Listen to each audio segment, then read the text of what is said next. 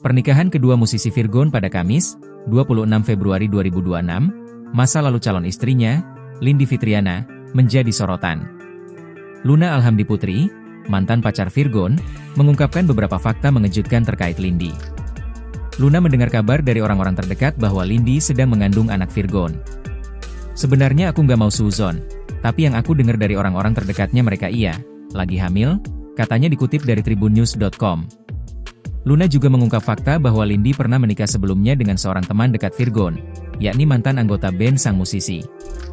Keyakinan Luna makin kuat ketika melihat unggahan di Instagram close friend Virgon yang menyebut tentang rencana bulan madu setelah Lindi melahirkan. Dia ngomong kayak, nanti kita honeymoon ya ke Eropa, tunggu kamu habis lahiran, ungkap Luna. Diketahui Lindi Fitriana dikenal sebagai artis sinetron dan FTV di industri hiburan tanah air. Ia saat ini membintangi sinetron produksi Vision berjudul Pengantin Pengganti. Tak hanya berakting, Lindi juga aktif di dunia tarik suara. Ia memiliki beberapa karya musik yang diunggah melalui kanal YouTube pribadinya. Salah satu single miliknya berjudul Satu Mimpi, dirilis pada Mei 2025. Selain itu, ia juga kerap mengunggah cover lagu populer.